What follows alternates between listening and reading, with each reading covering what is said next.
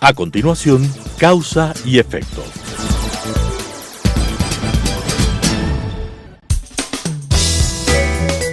Clasificación B, bajo supervisión de un adulto.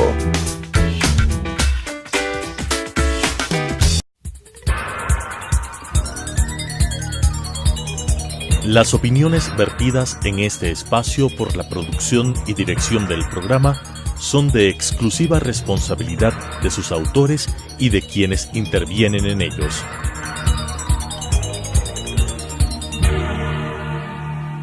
Telesucesos Canal 29 UHF presenta Causa y Efecto. Los efectos en política y economía analizados desde su causa, con la conducción de Diego Ordóñez.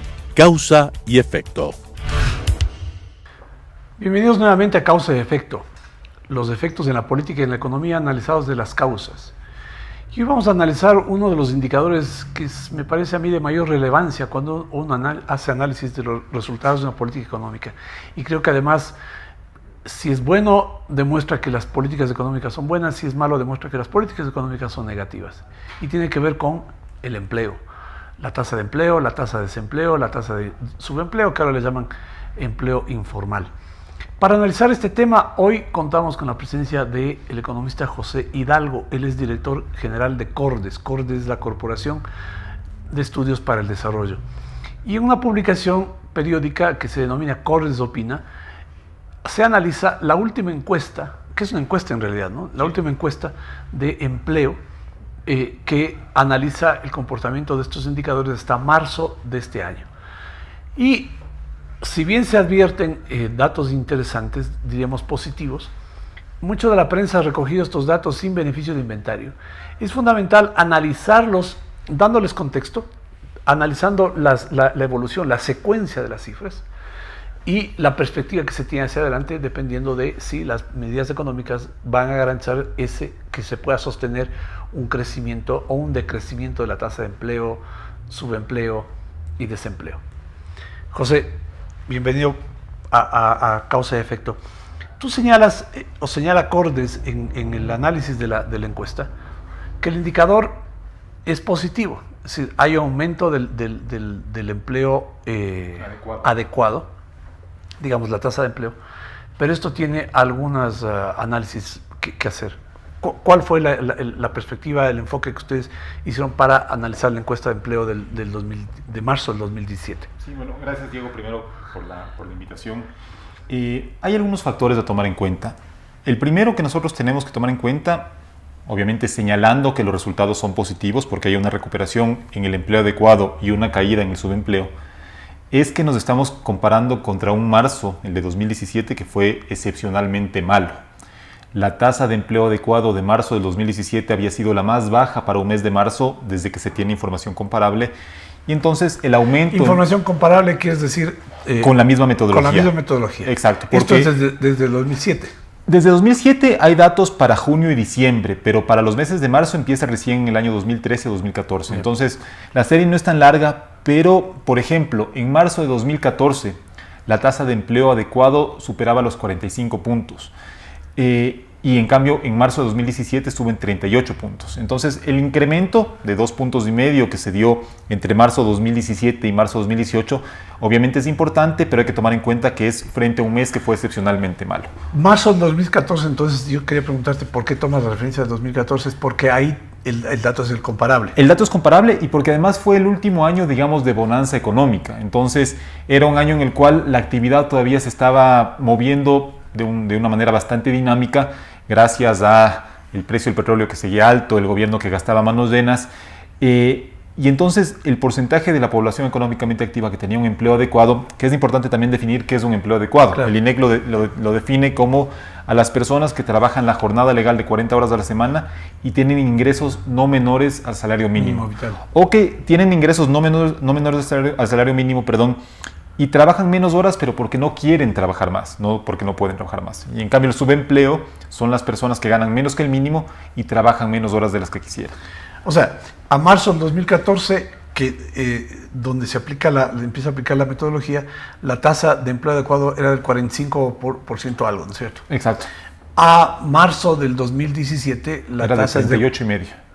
al se había 38, desplomado. se había desplomado. Sí. Y hoy recuperamos un porcentaje al 41. Exacto. Sí, Entonces, tenemos una recuperación al 41%. exacto. Entonces sí sigue habiendo una diferencia importante frente Al a marzo de 2014. Sí, que sería, de hecho, un objetivo sería superar al menos el 50% de empleo adecuado como participación de la población económicamente Más, ¿te activa. acuerdas la tasa de crecimiento de la economía del 2014? Habrá rondado el 4%, entre 3 y 4%. Claro que fue el último año porque en septiembre empezó a desplomarse el precio del petróleo. La perspectiva de crecimiento, o digamos que la tasa de crecimiento no creo que haya medición todavía a marzo de este año, el primer trimestre. No, a ver, pero al final del 2017 fue supuestamente 3%. Ahí hay que hacer un par de acotaciones porque el Banco Central lamentablemente viene revisando a la baja sus últimos resultados. Es decir, por ejemplo, si es las previsiones de crecimiento. No, más que la previsión, el resultado ya publicado. Okay. Entonces, viene haciendo un ajuste al histórico. ¿Qué es habitual? Porque son cifras provisionales. Lo que no es tan normal es que la revisión sea siempre a la baja.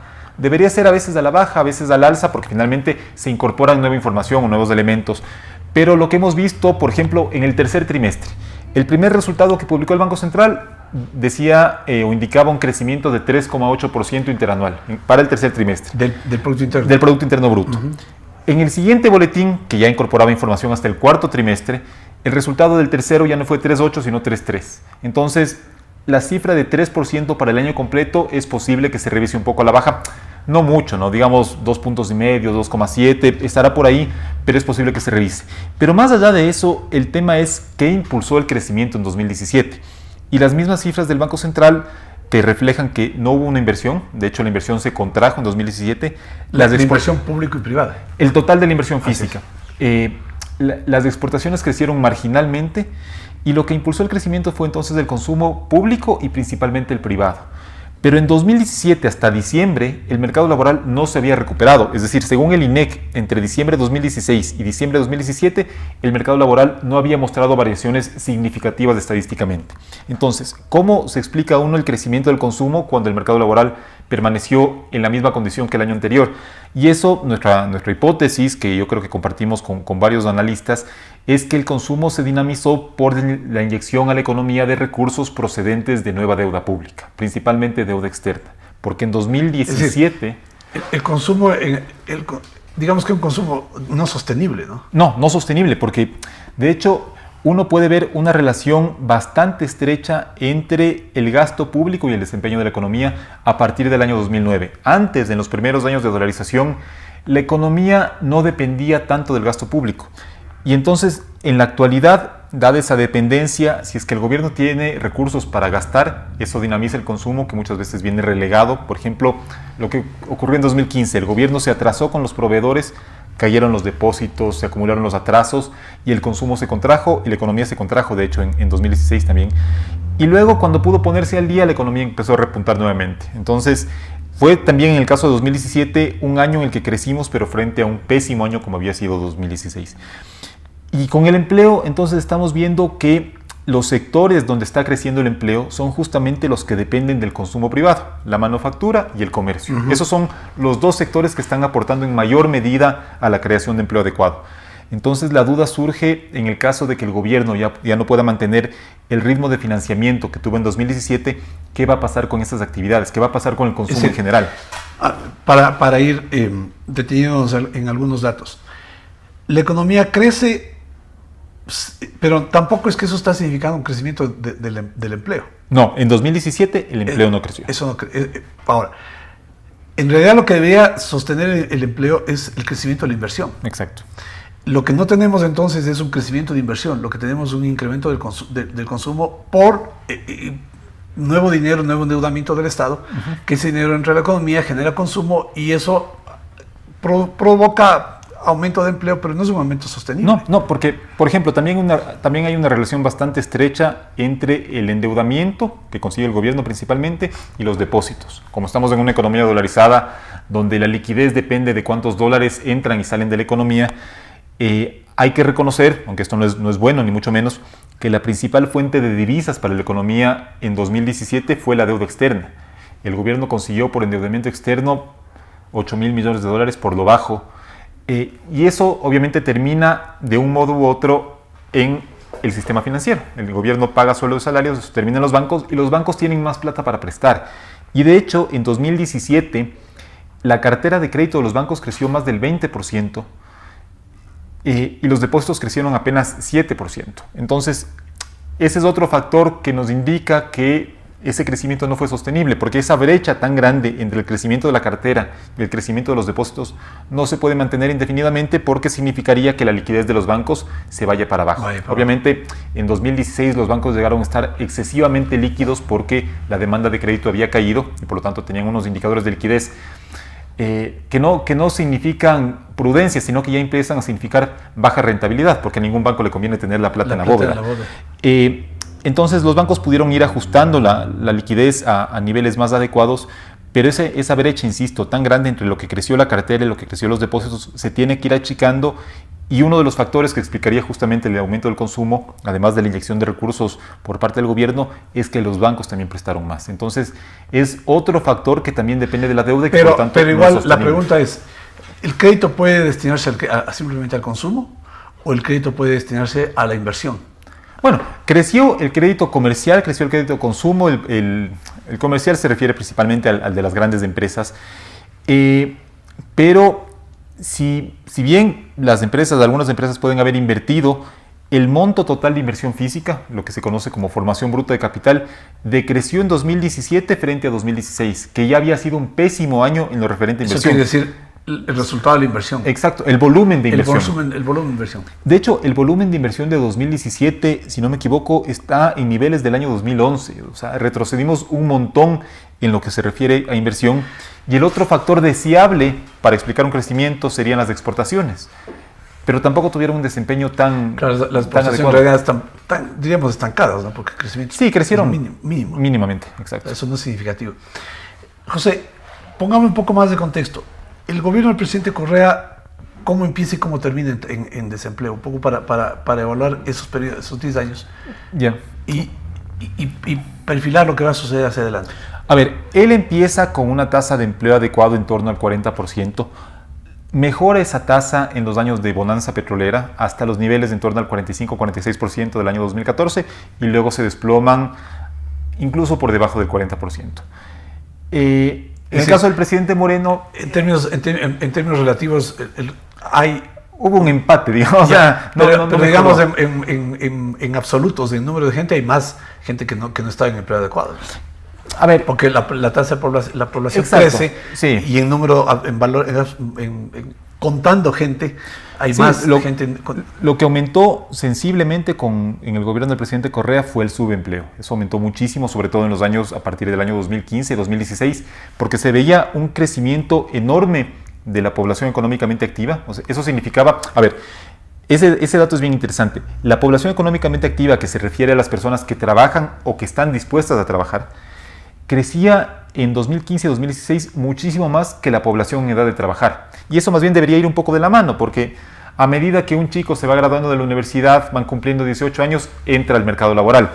Pero esa diferencia tan grande lo que mostraba es que en los hogares ecuatorianos, digamos donde el papá y la mamá trabajaban, empezaron a trabajar también los hijos, o los abuelos que ya estaban jubilados volvieron a trabajar para tratar de mantener el ingreso familiar. De la familia. Entonces, lo que se vio en los últimos años del presidente Correa es que aumentó muchísimo lo que se conoce como tasa de participación, es decir, el porcentaje de las personas que está en el mercado laboral, ofreciendo sus servicios. Y eso no estuvo acompañado por una creación de empleos adecuados, sino que la gente se las arregló para tener cualquier tipo de ingreso y por eso creció tanto el empleo inadecuado, principalmente el subempleo. Veamos las tasas de desempleo ahora. Sí, la tasa de desempleo en realidad, y esto en Cordes hemos tratado de insistir algunas veces en nuestros análisis, en el caso del Ecuador no es un indicador relevante. ¿Y por qué esto es así? ¿O por qué creemos que es así? Porque el desempleo se refiere a las personas que están haciendo gestiones concretas para conseguir un trabajo, pero que no generan ningún tipo de ingreso laboral. Entonces, es que tú te quedas mañana sin trabajo y mientras empiezas a dejar carpetas para subsistir, empiezas también a vender sándwiches en la calle, ya no eres un desempleado, sino un empleado inadecuado. Entonces, Eso obviamente no se da, por ejemplo, en países como España, que llegaron a tener desempleo del 25%. Pero no es relevante por la forma en la que se... Claro, porque... La forma en la que se la clasifica. Exacto, porque son muy pocos los ecuatorianos que pueden darse el lujo de ser desempleados puros, es decir, simplemente estar buscando trabajo y no generar a la vez algún tipo de ingreso laboral. La mayoría de los ecuatorianos lo que tienen que hacer mientras buscan un trabajo es hacer algún tipo de actividad que les permita llevar algún ingreso a la casa. En ese caso, el indicador relevante serían dos, diría yo, ¿no? Es la tasa de empleo adecuado y la tasa de empleo inadecuado. Exacto. ¿no? Sí, esas son las que son en el Ecuador sensibles al nivel de actividad. Ahora, hablando de la tasa de empleo inadecuado, ¿sube o baja en el periodo analizado? A ver,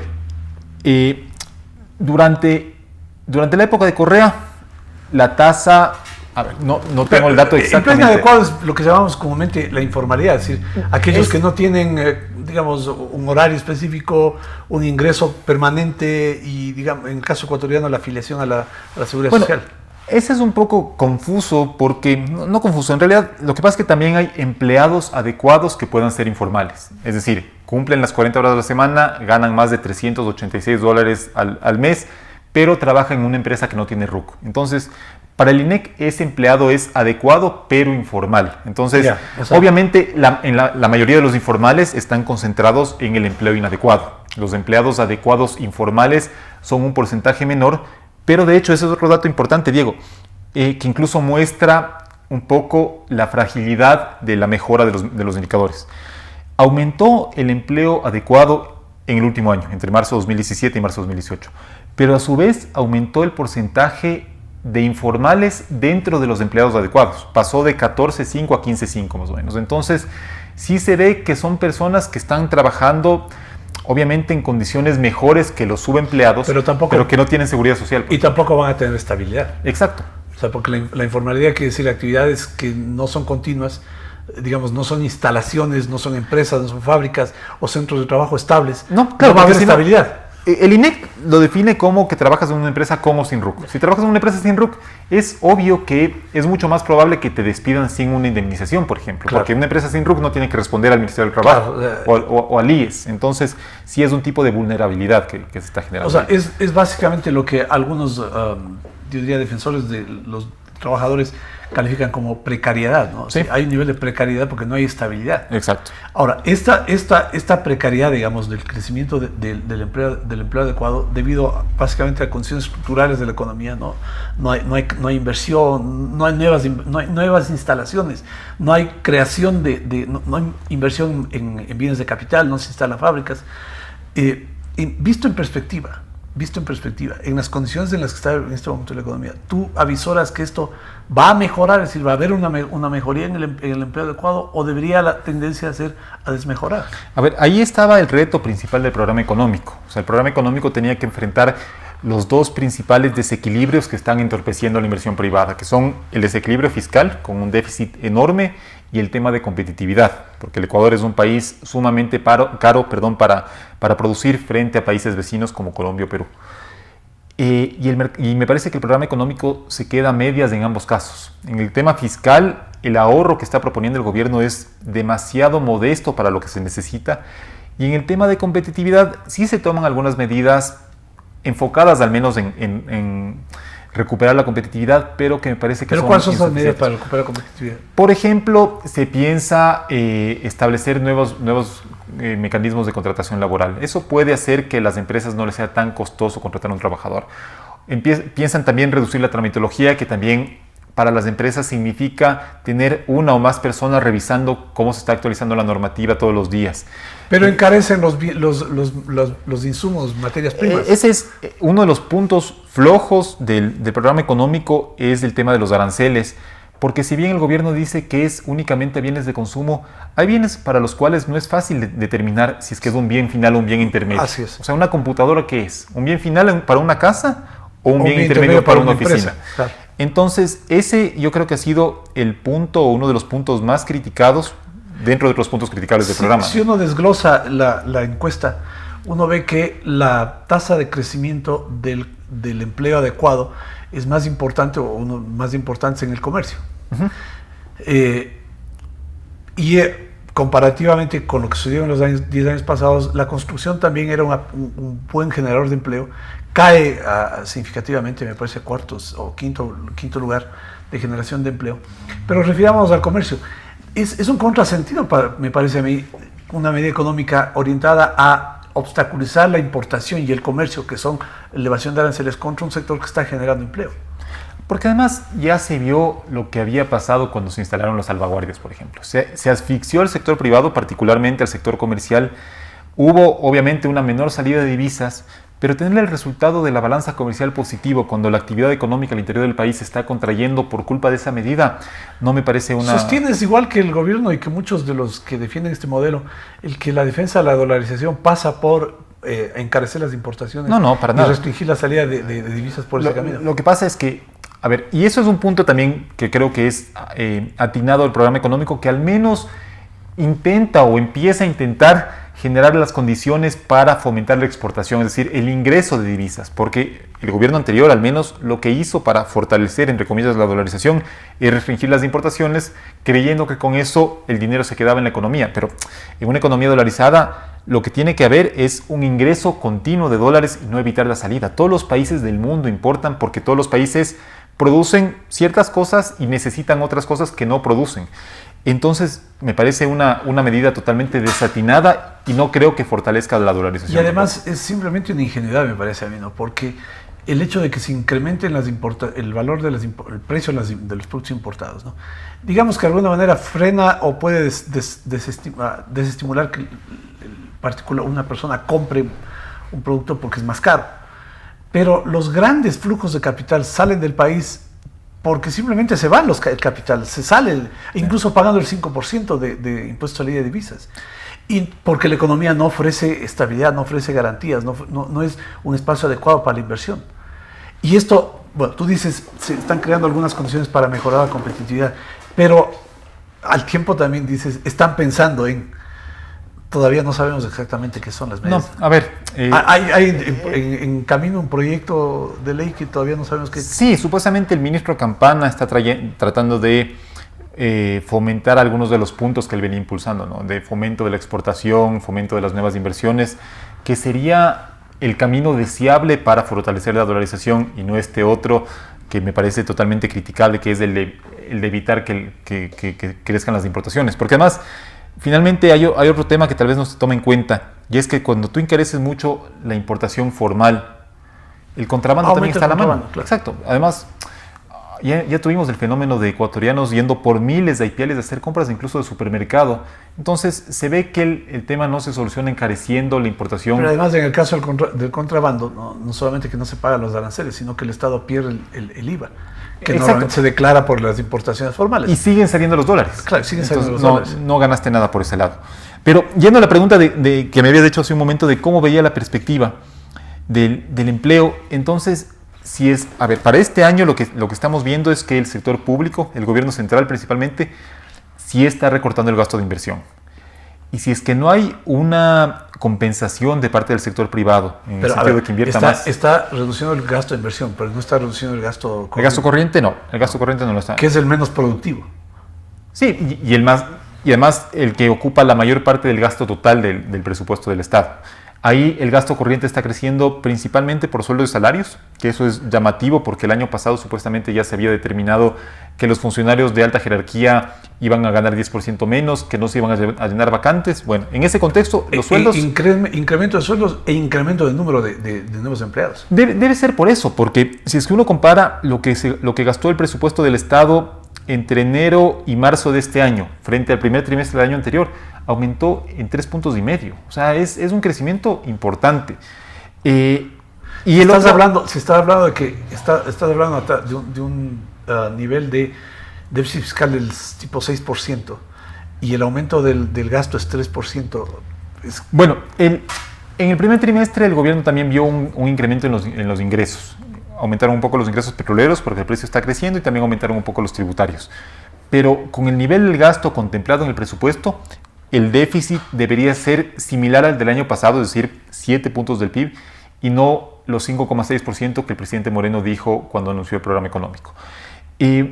Entonces, y el otro componente que está explicando también en buena medida el aumento del gasto corriente es del pago de intereses, que era evidente, porque el gobierno se endeudó en condiciones tan caras en los últimos años que los bonos, por ejemplo, los bonos soberanos que llegaron a pagar tasas de hasta 11%, tienes que pagar el interés de esos bonos cada 6 meses. Por los plazos, ¿no? Exacto. Por los cortos plazos en los que se contrató.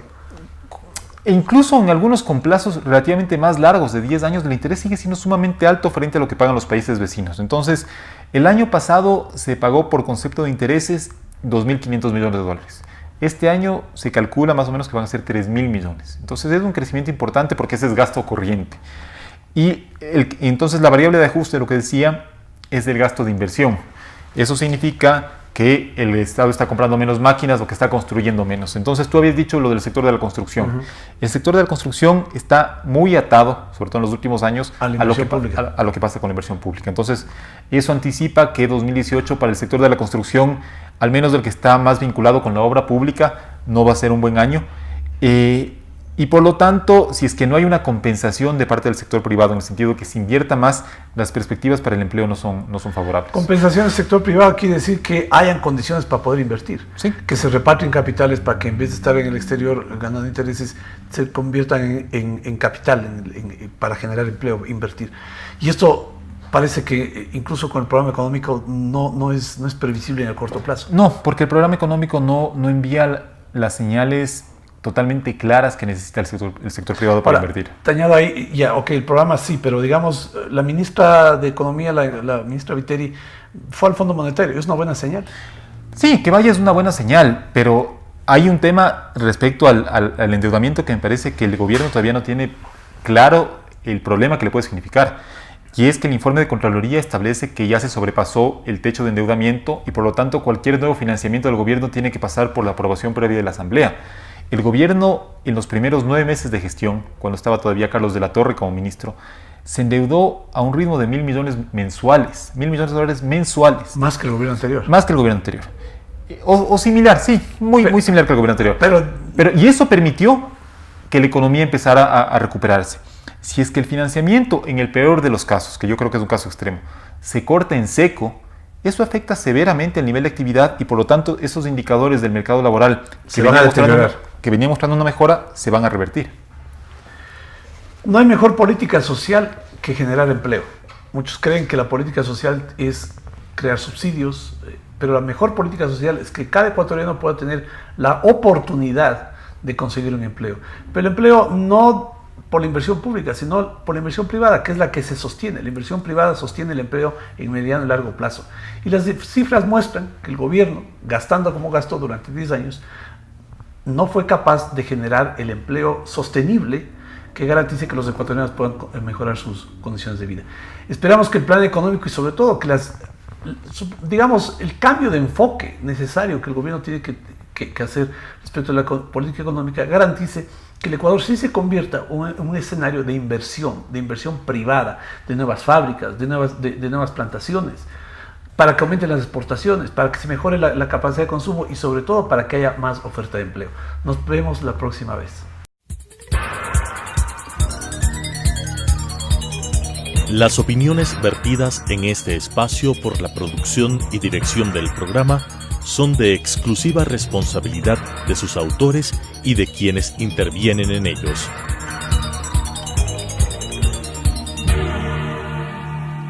Telesucesos Canal 29 UHF presentó Causa y Efecto. Los efectos en política y economía analizados desde su causa, con la conducción de Diego Ordóñez. Causa y Efecto.